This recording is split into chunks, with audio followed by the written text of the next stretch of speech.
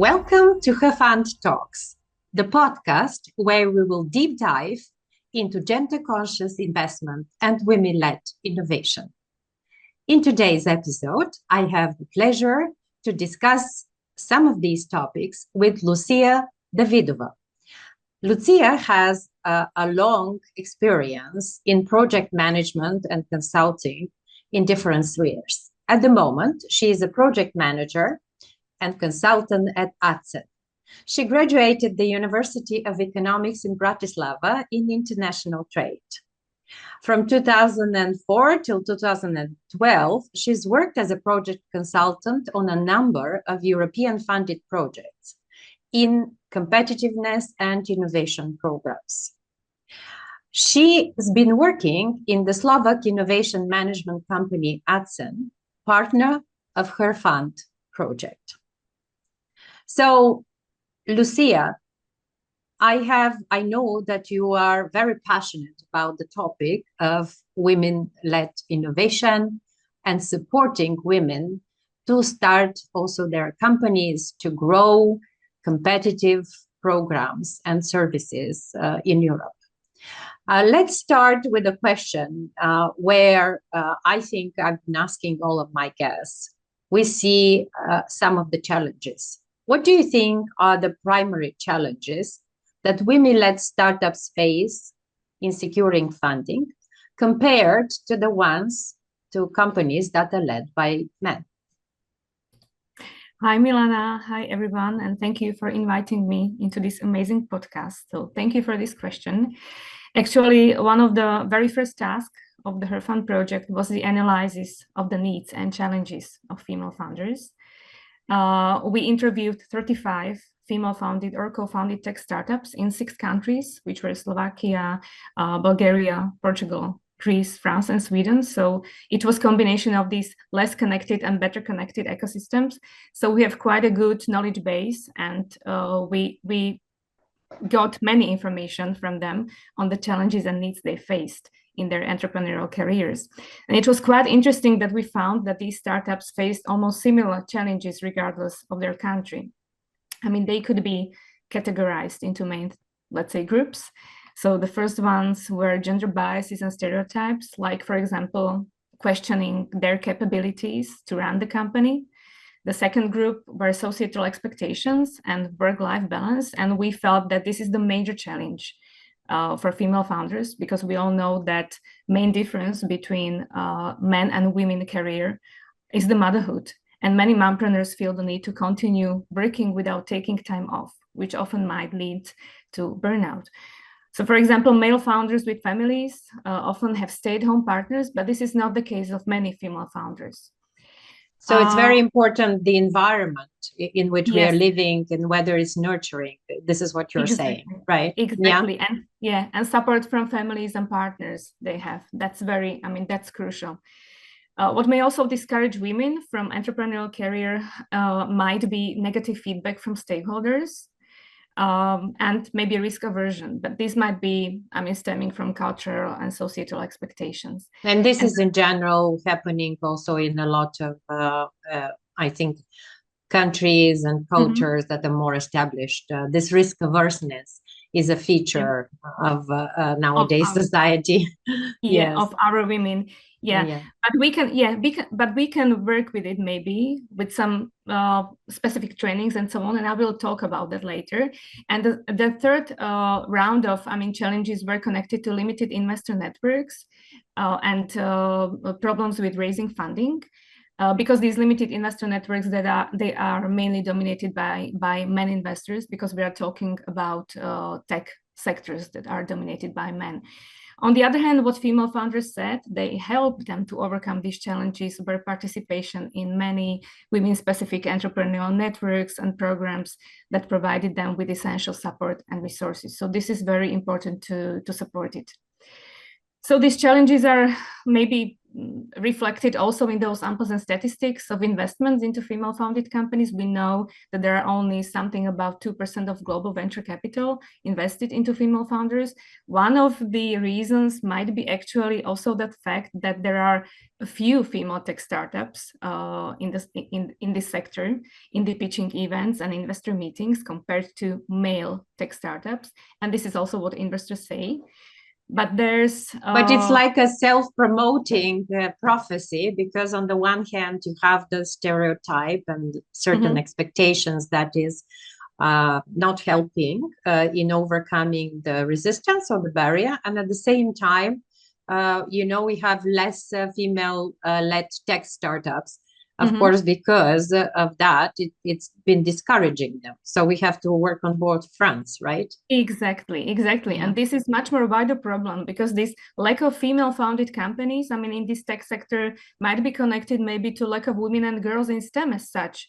Because we know from another Horizon Europe project that we implement, which is called Stream It, that girls, they face many barriers in their young age when choosing their career. I mean, when choosing STEM, for example, it's in general not attractive for them. It seems to be rather boring, rather frightening, because there are many boys, many men, So solution might be maybe in more inclusive and creative STEM education. And secondly, entrepreneurial skills that should become integral part of curriculum at schools. Yes, especially at technical universities, but maybe even sooner. So I think that the support of girls and women in STEM is very crucial in this thing, because then we will have perhaps more female-led tech companies in the business. We need to look at where the whole process starts in order to see at the end that we don't have these results. And of course, I am very pleased to hear once again that the importance of education is coming up, and how we built that entrepreneurial culture and thinking already from school. It seems to be critical to then prepare more women to think about this type of career. It's almost like making a choice, right? Early in life, whether you could be an entrepreneur or not. Something.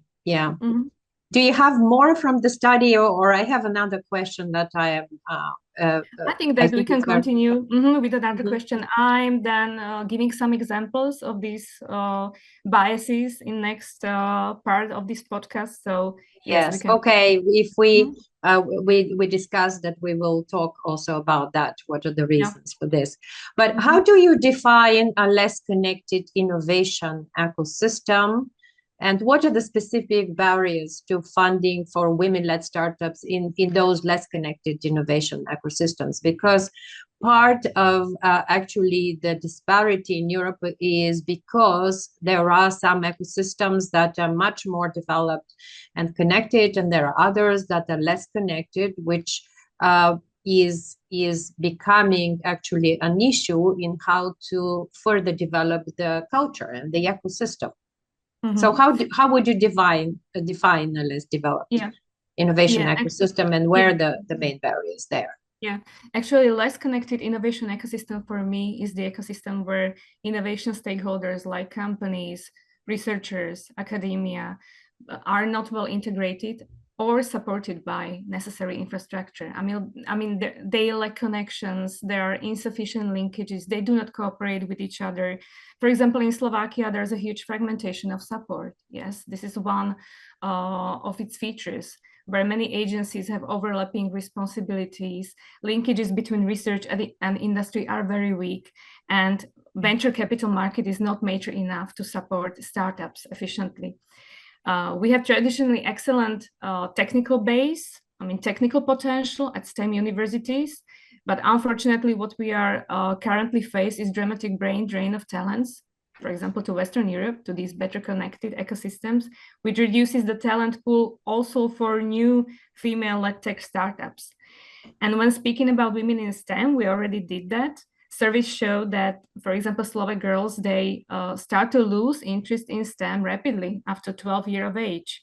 And this is deeply under the EU average. Yes, so we need to start working with them when they are very young, because they don't see the connections of STEM to real life, real application. They maybe lack support from their families and teachers. This is also the problem. I mean, motivation. You know, I teachers. have been also observing, and in some of the studies, Boston Consulting Group did a study for Junior Achievement Network, and we've been seeing that earlier on, there are actually women, girls that are very committed and motivated and excited to start a career as entrepreneurs.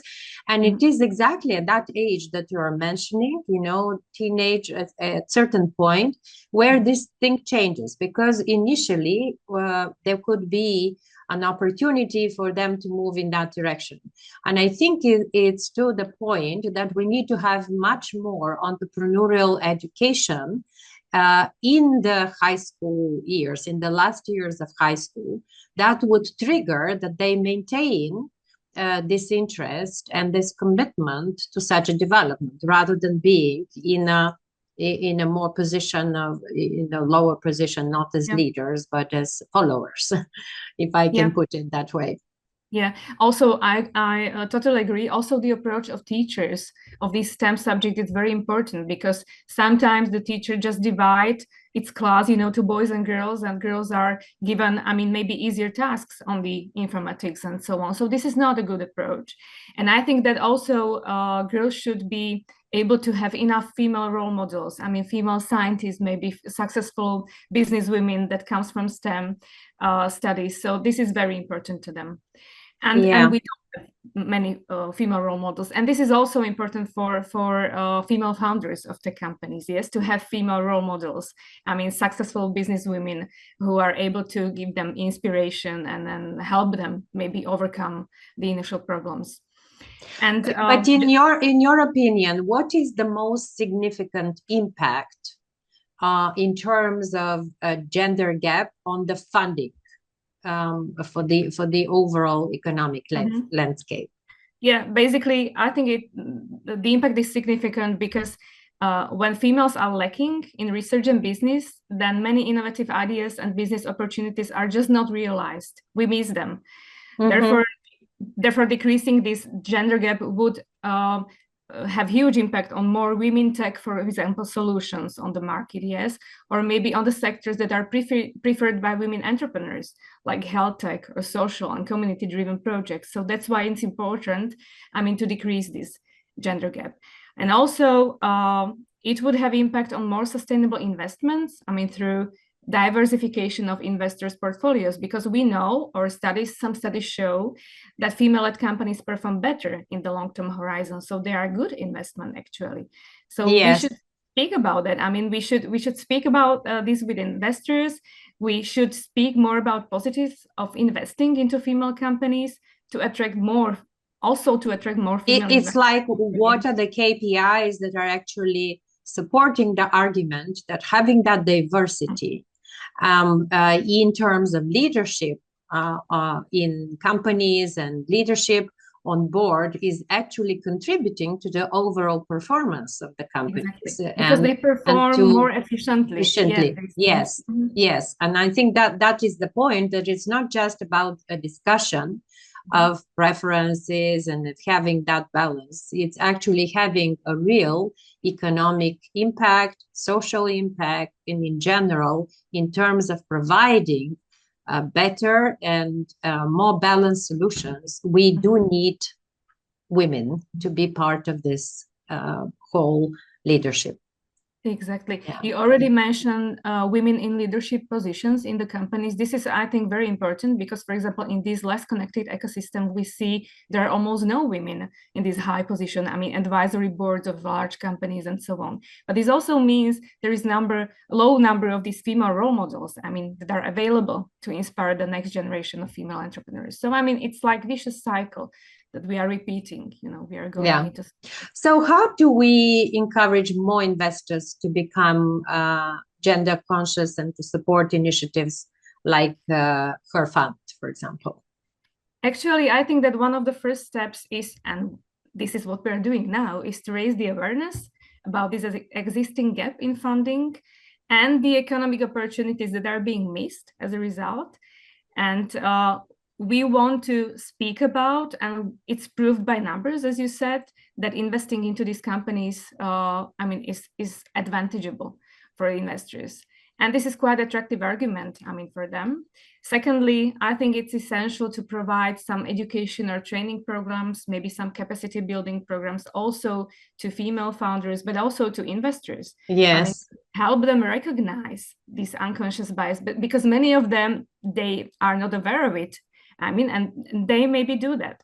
Yes, so we... it's not actually about not wanting. It's maybe yes, that there isn't enough awareness that exactly. this is needed. And this could be one of our contributions, to talk about it, to make the points, and then to discuss with them how to be involved and in changing these dynamics, right? Exactly. There was one interesting study which was done on a pitching meetings between startups and investors. Investors included also male and female investors. Yes, and they were asking companies, it was interesting because they were asking companies the questions in different way. Male founders were asked in a promotion way, like what is your growth and vision, and female founders were asked questions in more prevention way, like what are the risks and potential losses. Yes, so for example, how do you want to retain your customer base, question for a female founder, versus how do you want to acquire new customers, question for a male founder. And this difference, so it's in a way female founders were challenged much more. Exactly. And because of the resistance, or let's say predisposition, that they wouldn't be able to grow, to create a positive impact. It's more to assess the risk. It's more risk orientated rather than opportunity orientated, if I can put it. Exactly. But this had consequence on the amount of money they raised. This is important to say. And investors didn't realize. I think I would bet that they didn't realize that they made this difference.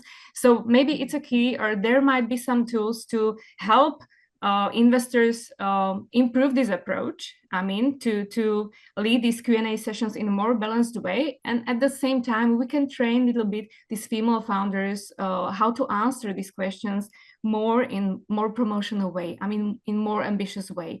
So I think these are aspects we will work with in our trainings that we will provide within her fund. And I think that we can improve this somehow. Yeah. Can you share a specific example of a women-led startup that faced significant challenges in securing funding? Yeah, and what were actually, these key obstacles? I need to say that we didn't have any startup that would be purely complaining. Maybe 1/3 of startups experienced some obstacles and challenges regarding their gender. For example, they picked up situations like they were on the investor meetings and investors were targeting technical questions to her male co-founders instead of her. And she was, for example, CEO, yes, and maybe responsible for all the technicalities because she had a scientific background. Some of them perceived maybe that investors viewed her assertiveness as emotional behavior, like something that she's hysterical, maybe. Yeah, so or she is not balanced emotionally. Yes. Yeah, exactly. Interesting. And for example, some of them had experience from their academic studies that they were, underrated by their male colleagues. That's why they decided to start their entrepreneurial careers. So they didn't feel good. The environment, they didn't support her. Yeah. So, there were, these types of experiences.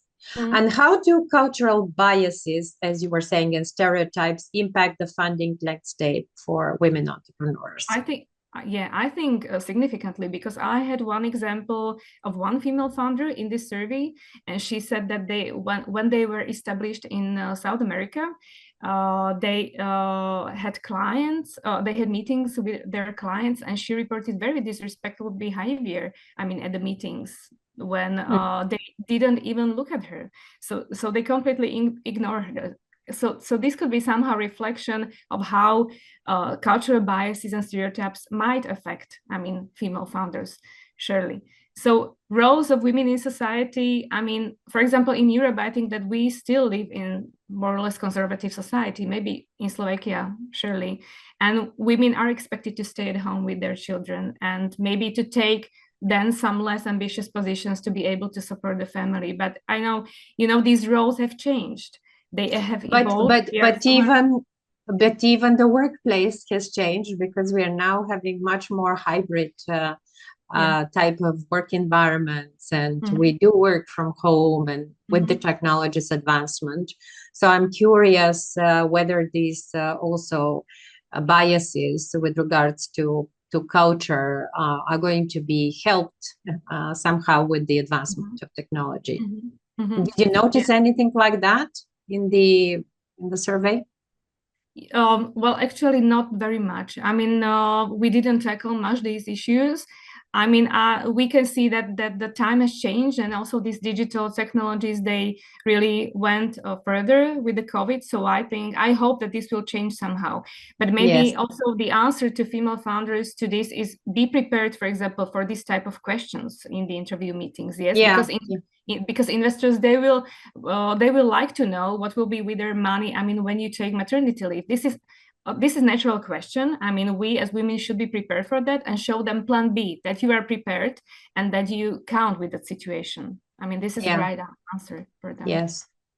And okay, my last question would be, what role do you think access to networks and to mentorship can play in overcoming all of these funding challenges for women-led startups and companies, and in general for this to grow? Yeah, I think that huge, because we saw from the interviews that many female founders would really appreciate warm introductions to investors. It's really tough maybe for them to get into those closed clubs of investors where the key investment discussions take place. Yes, into these informal networks. This is really important to them. And also female founders would really benefit from the role models that I already mentioned and tailored mentoring programs. It seems that they appreciate something like closed clubs with female role models and mentors where they feel safe. I mean, they are safe. It's safe places for sharing. Safe in a way that it's trusted, that they feel that they can actually speak what they think, and also be encouraged, be supported. They can share if they're having problems, challenges, and somebody will come to support that, right? Exactly. Both challenging and supportive environment. Yeah, both of them. It's important to say that we don't want to create silos in her fund. I mean, separate clubs of female investors and clubs of male investors. I think we should build, gender conscious investors community, which is mixed from male investors, from female investors, because in the real life we are not acting separately. Yes, we are benefiting from each other, and this should be also the case of her fund project. Yes. And the last thing what resulted from the interviews was that female funders would like to see more targeted sector-specific mentoring support. I mean, they are interested in having trainings, but like in more mentoring way. They would appreciate one-on-one mentoring support with a mentor who would know in details their business case and had the capacity to follow their path for a longer time. Yeah. Thank you so much, Lucia. It's been wonderful having this discussion. I also learned a lot as a result of the survey that you did and the mapping exercise. I'm looking forward that we can start through our podcast, through our conversation, through raising awareness, through preparing some of these new types of programs, that we will really be supportive to female founders and also to investors to learn more on how to be better making choices about their financial investment and commitments. So thank you again for being part of this, and we will see you, dear listeners and viewers, in our next episode. Thank you, Milena. Fun Talks. Thank you. Thank you. Maybe just one more teaser. We are starting these training programs as of January next year. So Startups and investors who are interested in this topic are welcome to participate. Thank you. Thank you.